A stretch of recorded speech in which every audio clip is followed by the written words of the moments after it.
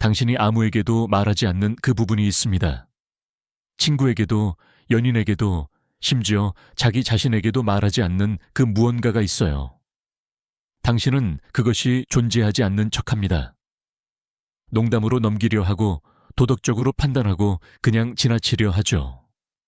하지만 밤이 깊어지고 모든 것이 조용해질 때, 아무도 보지 않을 때 그것이 말을 걸기 시작합니다.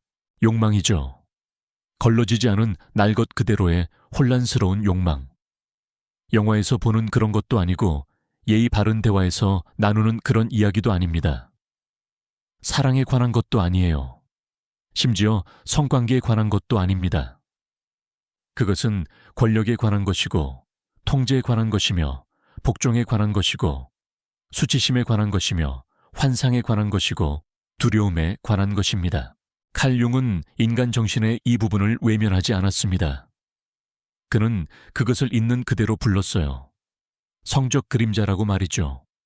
그는 그것이 악하다고 하지 않았습니다. 파괴되어야 한다고도 하지 않았어요. 그는 훨씬 더 불편한 것을 말했습니다. 그것은 통합되어야 한다고요. 왜냐하면 당신이 자신의 성적 그림자와 맞서지 않으면 그것이 당신이 예측할 수 없는 방식으로 당신과 맞설 것이기 때문입니다. 강박을 통해서, 중독을 통해서, 파괴된 관계를 통해서, 감정적 무감각을 통해서, 갑작스러운 수치심의 폭발을 통해서, 그리고 당신이 아무리 변하려 해도 계속 반복되는 패턴을 통해서 말이에요. 성적 그림자는 단순히 억압된 욕정에 관한 것이 아닙니다. 그것은 당신이 잘못되었다고, 더럽다고, 위험하다고 또는 사랑받을 가치가 없다고 들었던 당신의 성적 측면의 모든 부분에 관한 것입니다. 당신이 부인했던 욕망, 당신이 묻어버린 경험, 당신이 판단했던 환상, 당신이 절대 느끼도록 허락하지 않았던 연약함에 관한 것이죠. 그것은 당신의 정신 속 지하에 살고 있습니다. 그리고 그림자의 다른 모든 부분들처럼 당신이 그것을 무시한다고 해서 죽지 않아요. 그것은 기다립니다.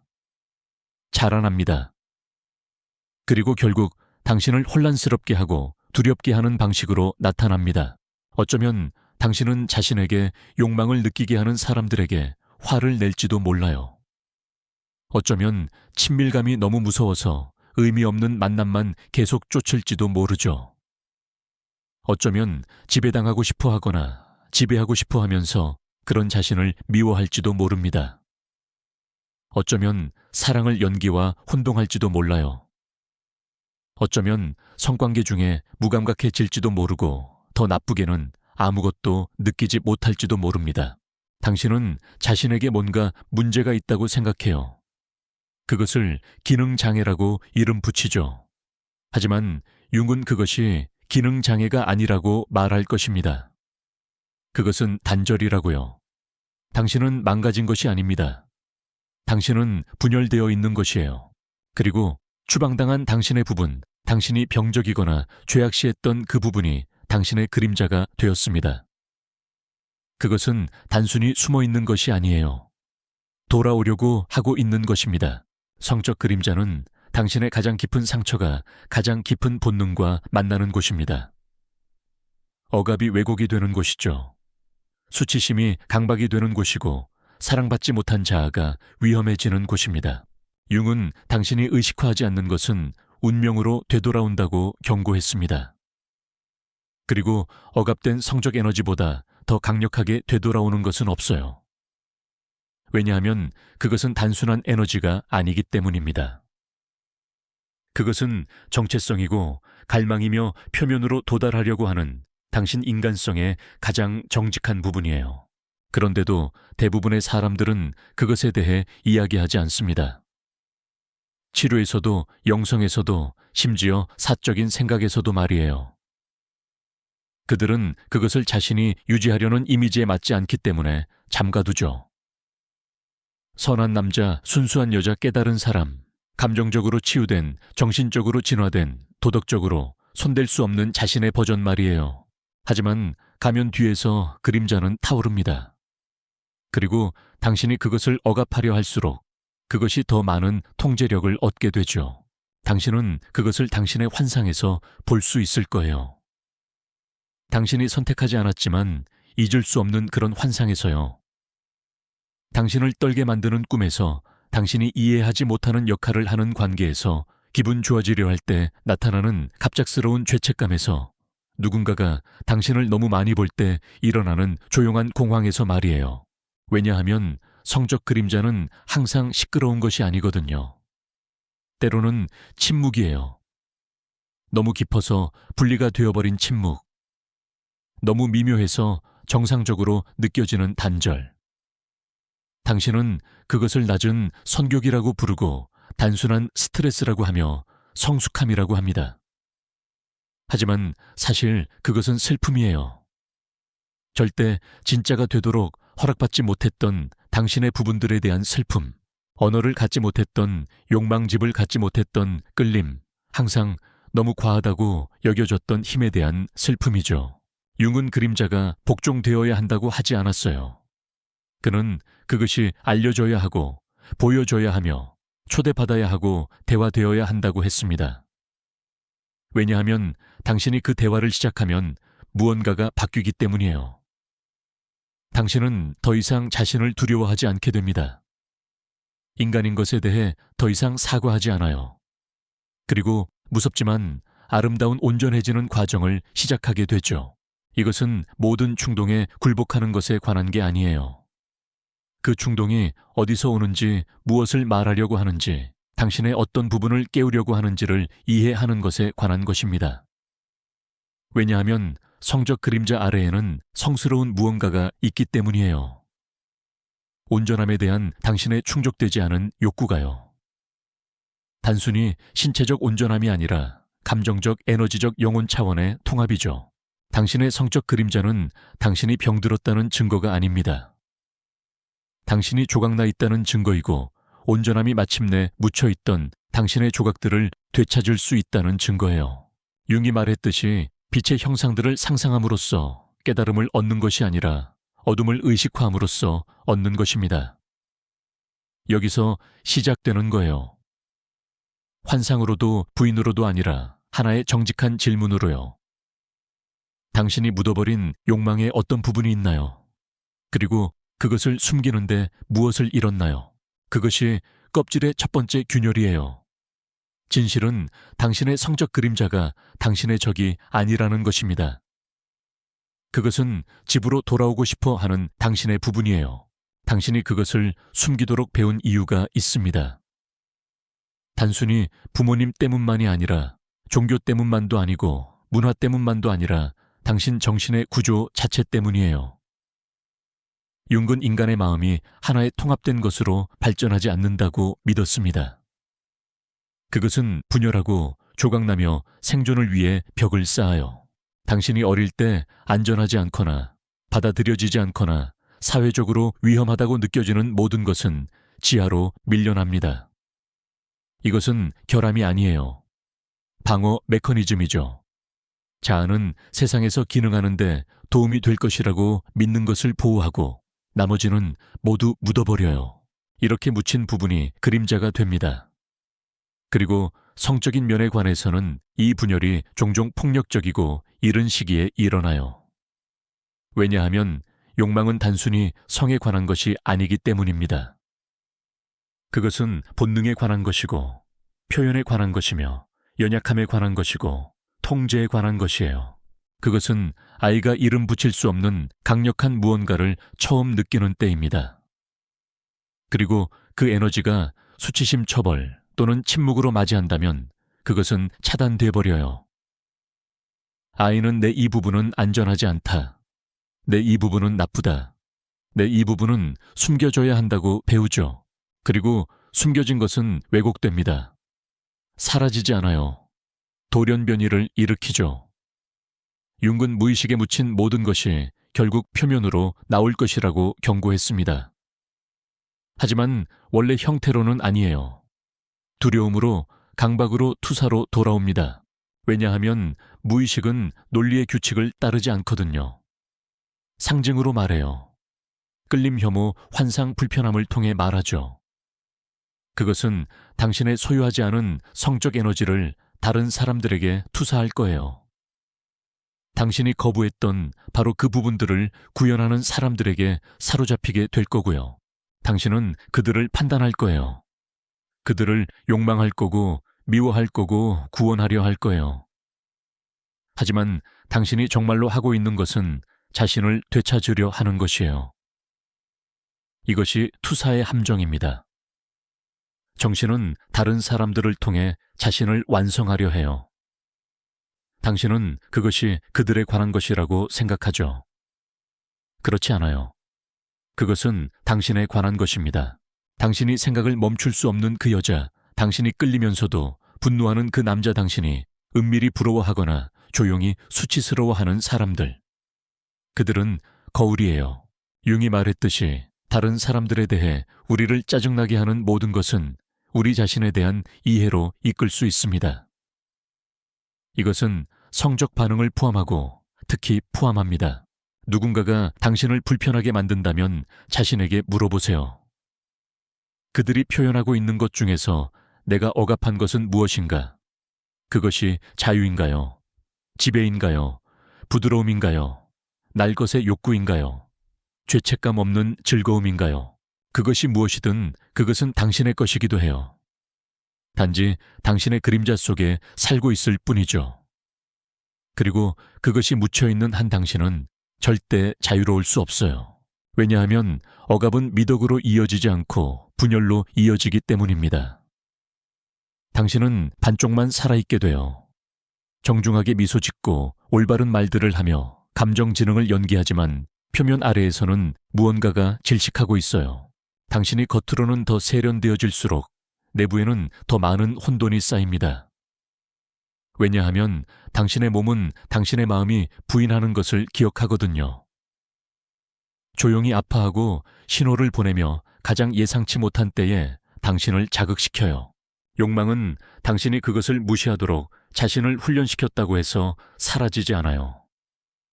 그것은 그림자에 묶여버리죠. 그리고 더 깊이 숨을수록 더 극단적이 되어요.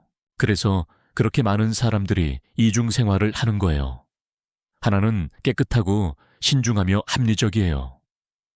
다른 하나는 혼란스럽고 강박적이며 그들이 설명할 수 없는 모순들로 가득해요. 이것은 위선이 아니에요. 단절의 증상이죠. 그리고 당신이 자신의 그림자로부터 더 단절될수록 그것이 당신에게 더 많은 힘을 갖게 되어요.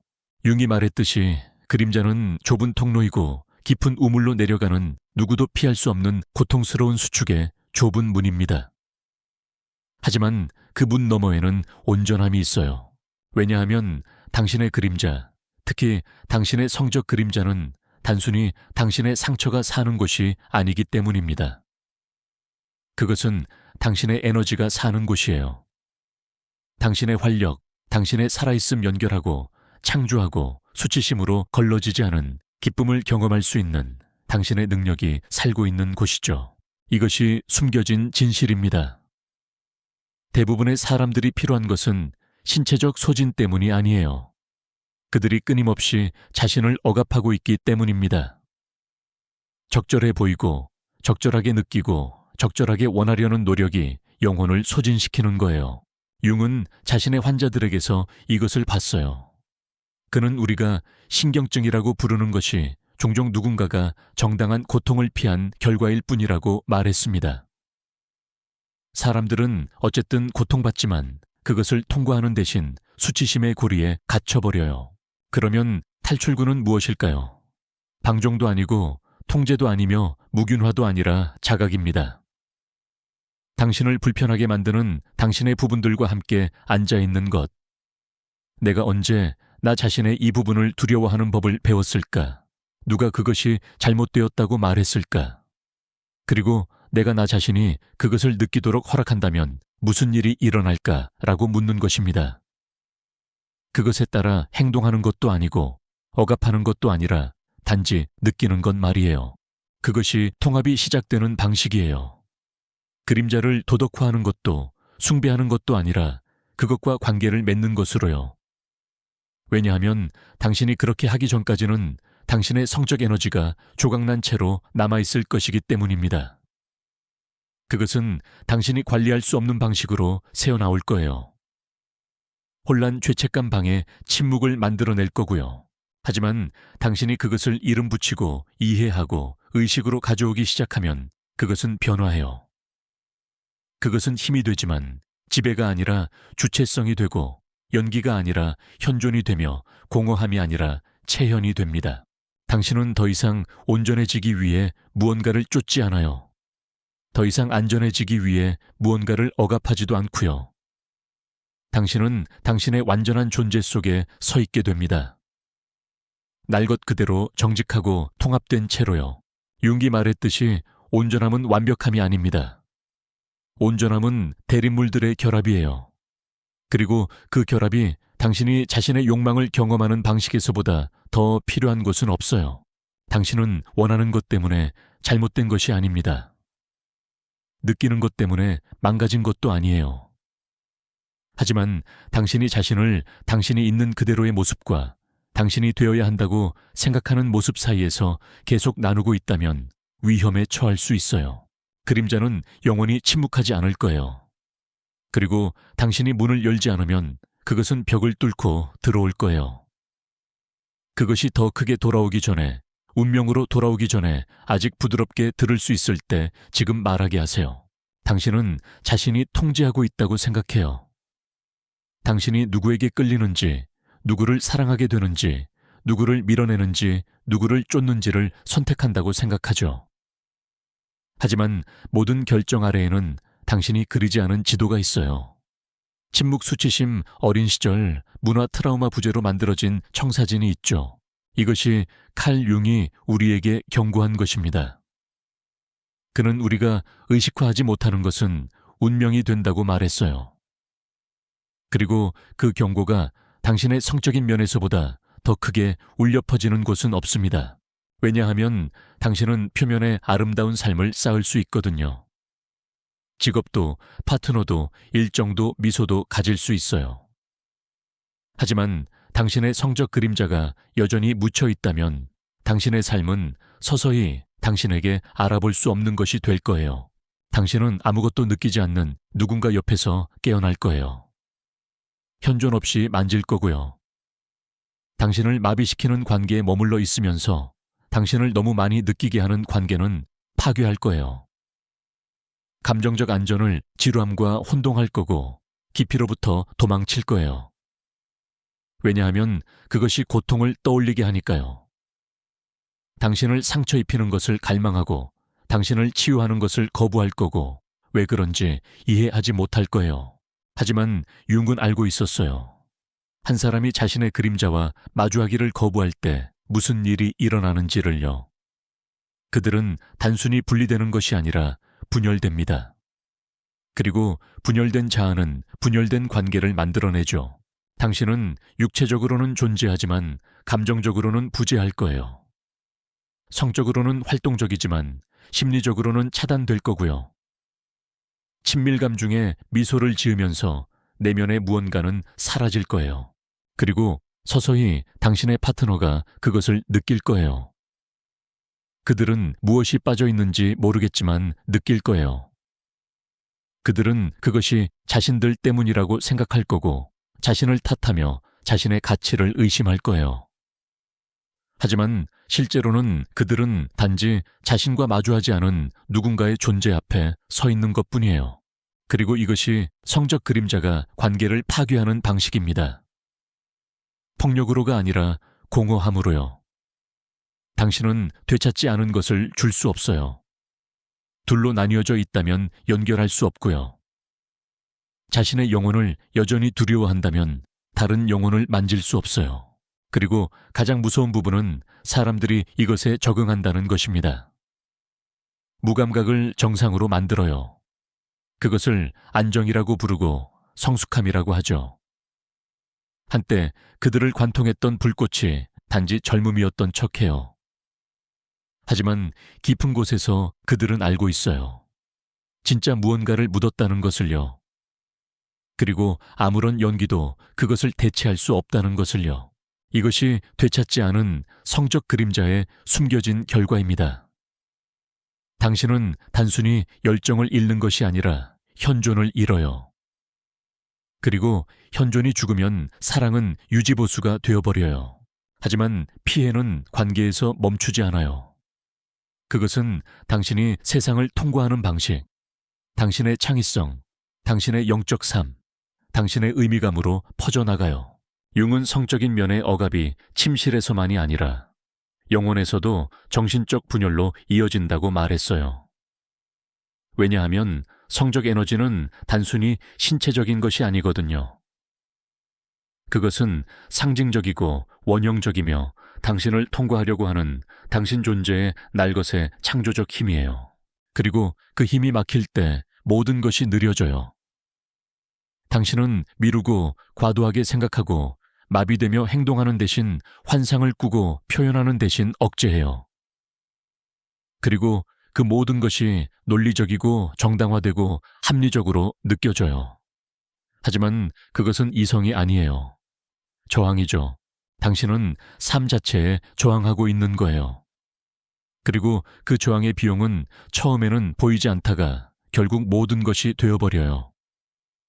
당신이 자신의 눈을 알아보지 못할 때까지, 당신의 목소리가 낯선 사람처럼 들릴 때까지, 당신에게 특별한 일이 일어나기를 더 이상 기대하지 않을 때까지요.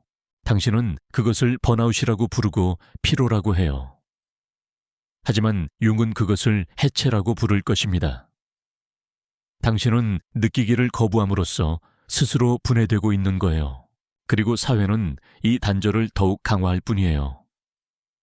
우리는 과도하게 성적이면서 감정적으로는 무균 상태인 세상에 살고 있어요.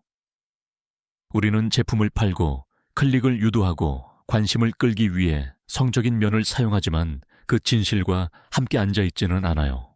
왜 우리가 그것을 끝없이 쫓으면서도 거의 만족감을 느끼지 못하는지 묻지 않아요. 왜 우리가 크게 이야기할 수 있으면서도 여전히 조용히 수치심을 느끼는지, 왜 강렬하게 욕망하면서도 유리로 만들어진 것처럼 서로를 만지는지 말이에요. 왜냐하면 사회는 당신의 온전함을 원하지 않거든요. 당신의 혼란을 원해요. 당신이 자신의 내면 세계로부터 더 단절될수록 조종하고 수익화하고 산만하게 만들기가 더 쉬워져요. 그림자가 수익성이 있게 되고 당신은 갇혀서 반쯤 깨어있고 반쯤 살아있게 되죠. 하지만 융은 절망을 제시하지 않았어요. 직면을 제시했죠. 그는 당신의 그림자와 마주하는 것이 변화의 시작이라고 말했어요. 당신의 성적 그림자를 되찾는 것은 단순히 트라우마를 치유하는 것에 관한 게 아니라 당신의 힘을 되찾는 것에 관한 것이라고요. 왜냐하면 당신을 움직이게 하는 것을 진정으로 할 때 당신은 더 이상 통제당할 수 없기 때문입니다. 당신은 공허한 인정 욕구를 갈망하지 않게 되고 생기 없는 친밀감에 안주하지 않으며 다른 사람들을 편안하게 만들기 위해 당신의 욕망을 축소시키지 않아요. 성적인 면을 연기로 사용하지 않고 현존으로 살기 시작하죠. 하지만 당신은 불을 통과할 의지가 있어야 해요. 자신을 배신했던 세월을 슬퍼하고 큰 소리로 말한 적 없는 욕망들을 느끼고 반쪽만이 당신 것인 삶을 살아왔다는 것을 인정할 의지가 있어야 해요. 그리고 그것은 약함이 아니에요. 퇴행도 아니고요. 그것은 온전해지는 첫 번째 행동입니다. 왜냐하면 세상이 어둠이라고 부르는 것을 융은 잠재력이라고 불렀거든요. 그리고 당신이 자신의 그림자를 향해 돌아서는 순간 당신의 진짜 삶이 시작되는 거예요. 부인 위에 세워진 삶도 아니고 다른 사람들을 위해 큐레이션된 삶도 아니라 줄곧 아래에서 기다리고 있던 삶이요. 성적 그림자는 고쳐질 필요가 없어요. 마주해질 필요가 있을 뿐이에요. 왜냐하면 당신의 욕망보다 더 위험한 것은 그것과 마주하기를 거부하는 것이기 때문입니다. 당신은 수년간 당신의 이 부분을 어둠 속에 가두어 두었어요. 어쩌면 의도한 것이 아닐지도 몰라요. 어쩌면 그것이 당신을 보호할 것이라고 생각했을지도 몰라요. 어쩌면 깨끗하고 선하고 안전해지는 것이 올바른 일이라고 들었을지도 모르죠. 하지만 당신이 묻어버리고 부인하고 침묵시키고 숨겨온 당신의 그 부분은 사라지지 않았어요. 기다리고 있어요. 당신을 해치려는 것도 아니고 통제하려는 것도 아니라 보여지기 위해서요. 왜냐하면 당신의 성적 그림자는 악한 것이 아니거든요. 그것은 통합되지 않은 삶이고 주장되지 않은 힘이며 만나지지 않은 진실이에요. 그리고 그것은 어디든 가지 않을 거예요. 당신은 계속 숨을 수도 있고 아니면 돌아서서 당신을 따라다니고 있던 것과 마주할 수도 있어요. 선택은 간단해요. 온전함이냐, 영이냐, 현존이냐, 무감각이냐, 표면에서 사는 삶이냐, 영혼에서 사는 삶이냐. 더 이상 도망치지 마세요. 돌아갈 때가 왔어요.